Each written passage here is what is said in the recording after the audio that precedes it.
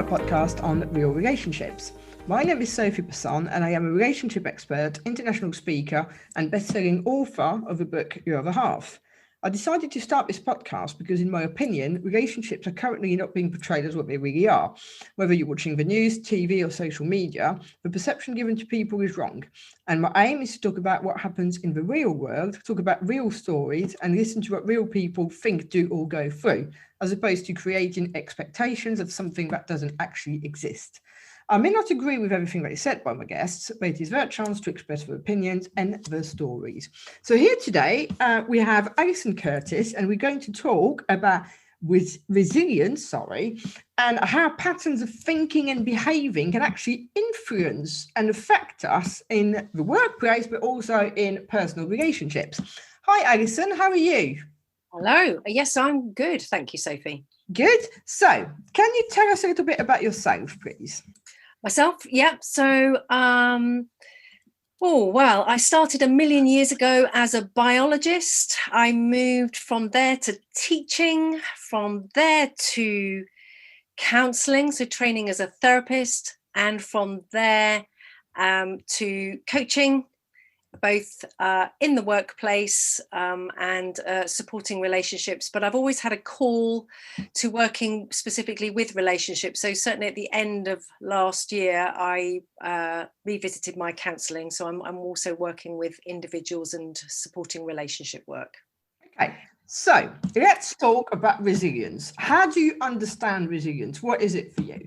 So when I've asked people what they consider resilience to be, I've had answers like ability to come back quickly from adversity, to remain strong in situations of difficulty, to have grit, to get through times of hell. And all of that is great. And clearly we do get through adversity more effectively if we are resilient.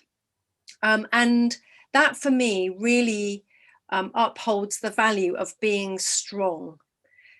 However, being strong, which is a driver, which is quite common in the British population and is a fantastic virtue to have, when it's continually deployed, it doesn't necessarily serve us well, because we can continue getting through. It exhausts you. Yeah, well, it absolutely exhausts you, and you can continue to get through adversity. Great. But there comes a point where, like you say, you're exhausted, your body will start talking more than your resilience, and we potentially become quite ill. So my definition of resilience is about the speed and capacity to authentically bounce back from a situation of adversity, with greater learning and potentially empathy as a result, so that we are almost better prepared for the next situation as and when it rises. And I think that there's two things here. The first one is that obviously there's cycles. There's times where you just go from one thing to the other to the next, and you just think, when is this going to end? So I can say that in the last sort of 5 to 6 years, it's just been one thing after another. And when you think you're balancing back, you're not. Something else falls on top of you. Like, for instance, the weekend when I was driving to France, thinking, oh, that's okay, everything's looking up now. Next morning, find my dad dead. And you're like, oh my God, what next, sort of thing. And the rest of this year has been pretty much like it. So it does, after a while, take its toll. I mean, I know for me, when you do get tired of fighting, and it's not necessarily always showing in your body, although I would argue that when I had the nervous breakdown, it was probably that, an accumulation of things over the years that led to it.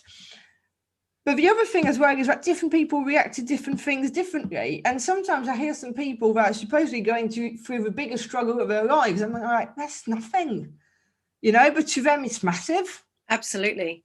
And, we have, all of us, every single day, and every one of us, we have situations to deal with. So life has curveballs, it has dramas, it has unexpected situations to react to every single day. Loved ones die or leave us. Some of us go bankrupt, fallouts with family, friends, you know, you name it. Even COVID, to a degree, you could argue, has had an effect with, you know, no control of anyone that could have predicted such a thing would happen. It's even actually worse in a way, because, you know, you expect people to die at some point, you expect them to be ill at some point, but that came from nowhere. It did, absolutely. And I'm sure everybody that I've spoken to have their own personal challenges with COVID, be it a single mum and homeschooling while working from home, to being cooped up with a relationship that already has tensions and cracks in it. You know, people that can't see or hug loved ones, children who are neglected in abusive families. Everyone has their issues to deal with regard to COVID. And obviously there's also, it's our own perception of what is going on, isn't it? It is indeed. And it's our own way of dealing with it, which is where the positive patterns of thinking and behaving come into place. Indeed.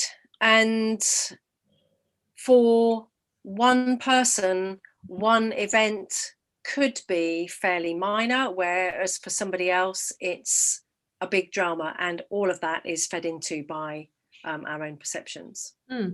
So what do you see as a positive pattern of thinking? So a positive pattern of thinking for me is about determining, of the situation that you find yourself in, how much can you control, how much can you influence, and how much do you not have any influence or control over at all, and therefore you can let go. And I think if we can structure our thinking in that way, it can be really helpful, because so many people hold on, fret, and get incredibly anxious or depressed about the stuff that they have no control or influence over whatsoever. And once we can identify that structure and just move with what we can control or influence, it can be very freeing to be able to let go of the stuff that you can't. So being the devil's advocate and thinking of someone who might be listening and in that particular position, thinking, how does one do that?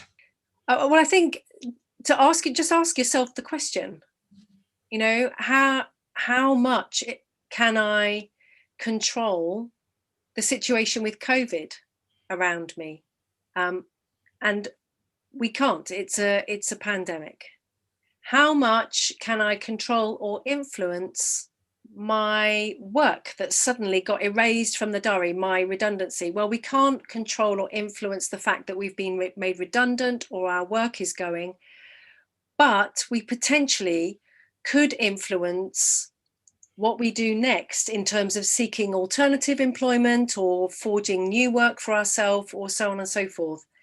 So it is just about thinking, what can I let go of? Being kind to ourselves. Clearly, when there's loss and you have no control over it, we are going to be triggered, of course. So it's having kindness and compassion for ourselves in those times, but just asking yourself the question. I think one of the main issue in a lot of things is control. We seem to believe that we have control over things, where if we really stop and think, we have very little control over our own lives. There are certain things we can do, but if an event out of our control happens, we feel threatened and we struggle and we don't know where to go. And I often feel that sometimes we have a perception of control, and it's what keeps people, because one minute they're like, yeah, I can control this, my environment is safe and secure, and the next minute they can't. And instead of letting go and letting themselves be and quite literally ride the wave, we're done. But that's the way we're conditioned as well. Well, it is. And for some of us have patterns of behavior which mean from an earlier childhood, we have learnt that control is very important. Yeah, because a parent has got the control, whether you have the sweets, whether you can have that toy or not. But there are others who have more a tendency to adapt and be flexible. So these might be people that in the workplace maybe are regularly late for meetings or don't always meet the deadlines when they're there. So they tend to be more spontaneous, work in bursts of creativity and inspiration.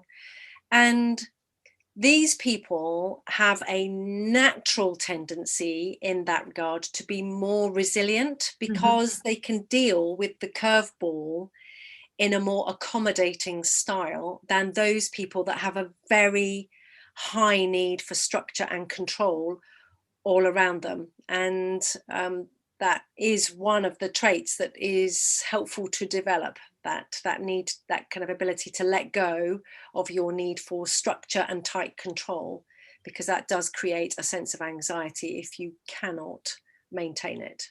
But that's easier said than done. Certainly is, especially for those people who have the tendency of structure and control. So for me, one of the important traits to support resilience is self-awareness, which you can develop by attending a personal development course, attending coaching or therapy or counselling or so on and so forth. Some way that you can learn about and understand your patterns and your tendencies.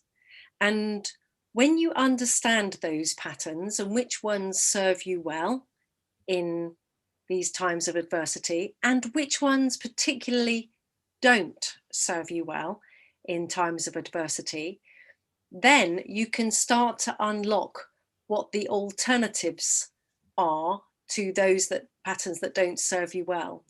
And I might suggest that one of the ways that you could do that is through talking. And it's not an easy thing, especially for the great British public, stiff upper lip and that be strong driver, to talk out whatever the issues are, to understand patterns and tendencies. That is not an easy thing to do, but actually it's one of the biggest aspects of the problem is that talking means acceptance and admitting there's a problem, and people do not like to do that. No, they don't. But actually, if you know what the key ingredients are to helping yourself be more resilient, actually it is a means of owning the control yourself, because actually your own personal development, if you're choosing to take control of that yourself, then you go at a pace and a speed that works for you. And what are your thoughts on negative patterns of thinking? Do you think that they do have their place at some points, at some times? Well, often negative patterns of thinking, which we will have learned from earlier on in our lives, they are often associated with people that are brilliant at spotting problems. So I would rather get onto an airplane that's been checked over by somebody with potentially a problem spotting mentality in the safety checks than somebody who's very future focused and big picture thinking. I'd feel more reassured that to have a problem spotter to do safety checks. So they are great in terms of spotting a problem. I think the issue is when they become all consuming and all we can see is the trees rather than the wood itself, because it's just, yeah. I personally feel that negativity as its place, and I explain what I mean, a lot of videos, whatever, people in the personal development world say, you need to push it back out of the way, just be positive, affirmations, blah, blah, blah. And I think that that's all well and good if it's a minor issue, but when we try to fake happiness, it doesn't necessarily make us happy if we're really feeling low inside. quite the opposite. We can end up feeling worse. And I feel that sometimes when we are feeling a bit low about something, we need to embrace it and just kind of get it out of our system within the time frame, shall we say. So, let's say you wake up being grumpy one day and just like can't snap out of it. Okay, accept it's a grumpy day until tomorrow and allow yourself to be negative and get it out of you. And I personally found that with the people I've suggested doing that, and with myself, that half the time I actually don't stay grumpy the entire day because I've allowed myself to express the negative feelings. Yes, and that comes back to self-care and kindness. Yeah. So we all have grumpy days. We all have the occasional mood and huff. And if that's the case, and you've asked yourself, what is causing this, and why am I feeling so rubbish? And is that something I can control or influence, or can I let it go? If at the end of the day you can't shake it, just be kind to yourself and get on the sofa, under a duvet, front of the movie, box of chocolates, or go for a stomp out, forget the work, the deadlines, and go for a stomp, or get on the bike, or have a long bath, or whatever it is. Just do something to just be kind to yourself and accept where you are, which then gives you the permission and allows you to potentially take another step in a new day. And in terms of nature versus nurture, do you think the upbringing that we have has a massive impact on how we think and we behave, both in relationships and in the workplace, but in general within ourselves? 100%. Absolutely. We have all role modeled parents and older brothers and sisters and uncles and grannies and whoever else was in our family. We have role modeled what it is to be male and female and the patterns that go alongside with that.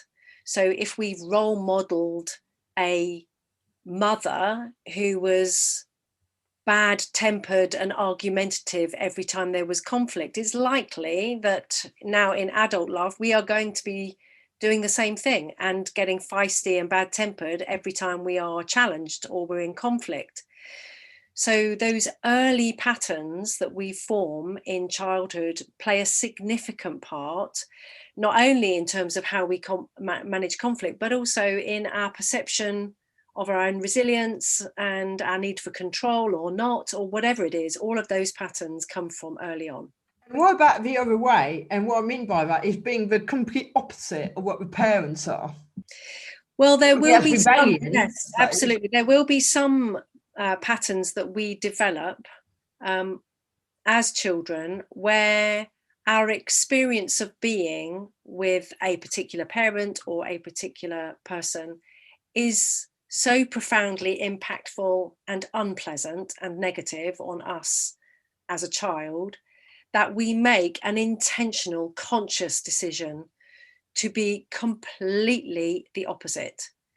But that said, the reaction that we have is still therefore learnt from childhood, whether we learn because we are unconsciously role modeling or whether we learn because we are being intentional to do something and be something very opposite. They are all learnt. And I might even go so far as to suggest that 90% of our reactions to any situation, 90% of our reactions are learnt from the past.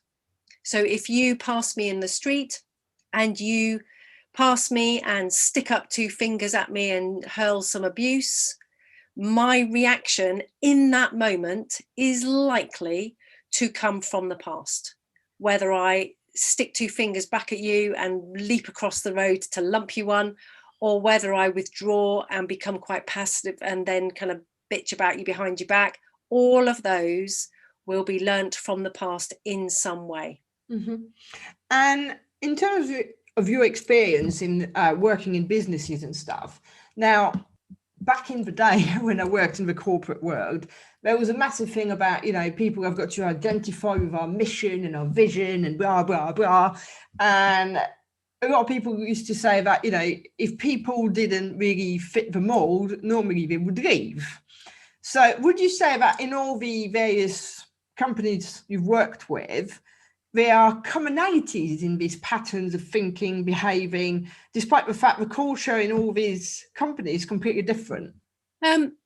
There's certainly commonalities in terms of how people deal with People.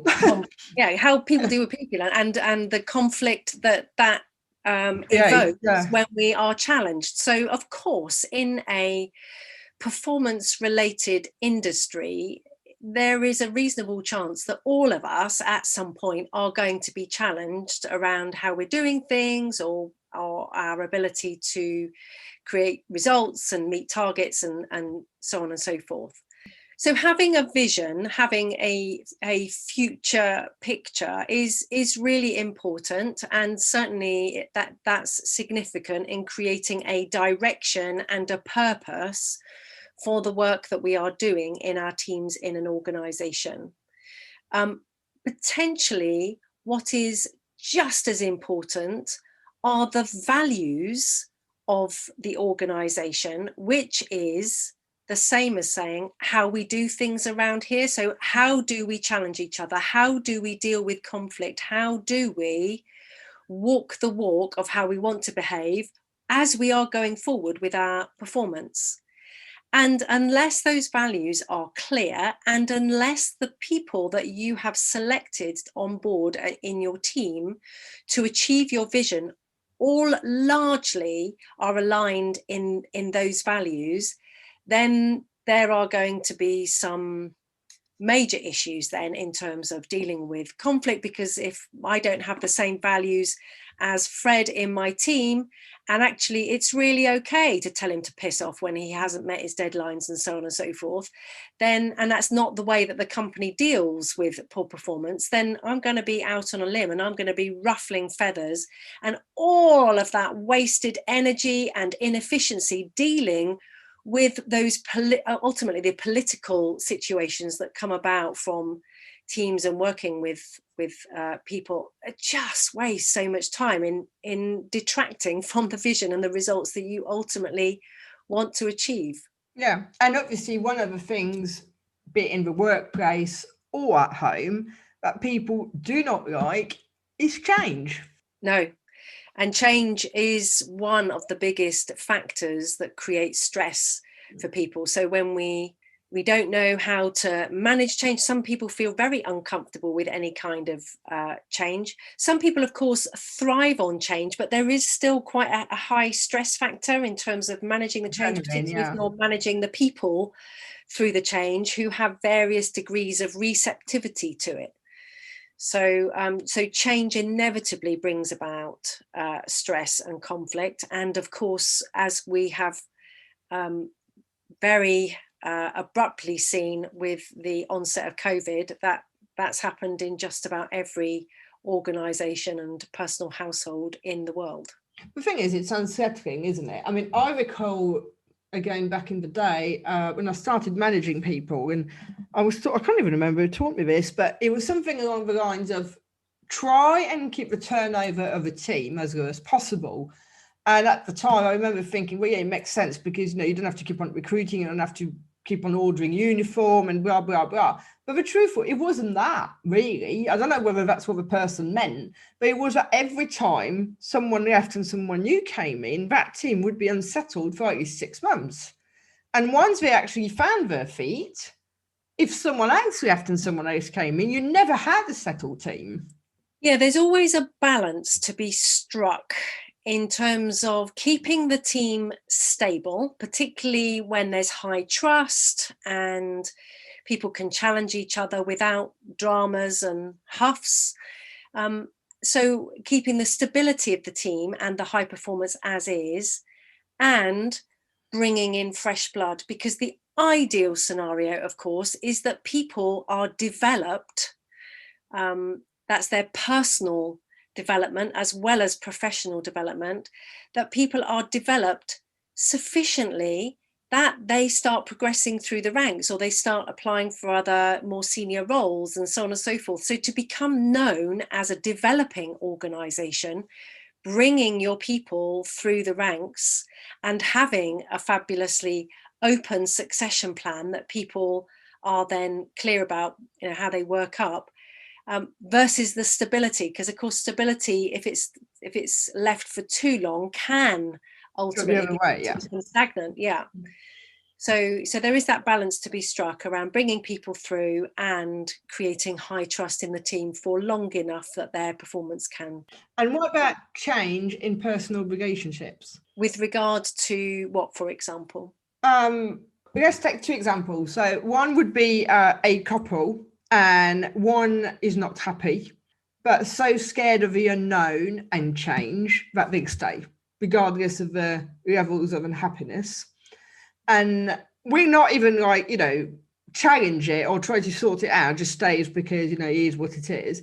And then maybe a single person who meets somebody, and in effect, that's just they met someone. Where's the change? What happens? But that has an impact on the family if they have kids. But let's, for argument's sake, say they haven't, so it's easier to answer the question, shall we say? You know, we sometimes forget that just a simple decision like meeting or leaving somebody will have ripples completely across the pond. Completely, absolutely. And any change, a start of a new relationship, an ending of a new relationship, it all brings about change. Even somebody that I'm working with at the moment has decided that through lockdown, because she's on her own, she would like to get a puppy. And just that in its own right can bring huge changes. So when the puppy is chewing your curtains and pooing on the carpet and so on and so forth, you know, you go through that transition, that period of transition. And certainly somebody who is unhappy in a relationship and is refusing to change, that ultimately will bring sufficient, what I would call pain, to both parties, where they either are happy to cope with the pain as it exists, or the dissatisfactory situation as it is, or the pain will become too intolerable where one or both decide that they want to bring about that change. And then, of course, the whole cycle repeats itself. Yeah. Alison, we're getting towards the end of our time together. So what would be one pearl of wisdom you want to share with people? God, that's a great question. I think for me, it'll be about the fact that we always have choice. You always have choice about how you react. We don't have choice about how other people are towards us. And of course, we are going to be triggered, but we always have choice about how we react to that. And you can never influence from a place of negative rapport. So if you are able to maintain your state and make choice about how you interact with that person, you will have a greater influence in terms of the outcome. If it's about managing yourself and managing your state, then we always have choice about how to do that. And if we can't shake it, be kind, and then start the next day around the choice of starting the new day. And I think that sometimes, you know, we can feel our hands are tied and we don't know, you know, left from right and where to go next. But I think sometimes it's as easy as just writing down a couple of things and actually creating a plan, because it kind of empowers you. It gives you the, not just the impression, but it is at that point just an impression that you can change things. And sometimes people forget. I mean, great example, there's someone I know who shall remain nameless, but when COVID hit, it was all over social media saying, you know, that's it, no more earning, you're self-employed, no, nothing, you know, I don't know what I'm going to do with myself. And it was really depressed and down and all the rest of it. 6 months later, he's just about to be offered some stuff to do on TV for quite a major channel. And that is actually, he says it himself now, it is thanks to COVID. And it was more him voicing how much he struggled. And then he found different ways to bounce back because he had nothing else to do. So he did things that he wanted to do that he put off for ages. And actually it is this combination of things that have landed in that. Yeah, Absolutely. And while there might be situations of incredible stress in the moment, our life is never static. Everything is always changing. Every day there are small shifts in the cyclical nature of life and patterns and the world. So things are always moving. So one moment or one phase of time of being incredibly stressful and anxiety inducing, it never lasts forever. It's always moving. I actually believe that everything, even the negative stuff, has purpose. Even if we can't see it right at the time, it has purpose. Indeed. Well, and as we've said before, negative stuff can be great at problem solving. It's just about being mindful of that and making sure it doesn't become all too consuming. Yeah. Right, Alison, thank you so much. It was lovely to have you today.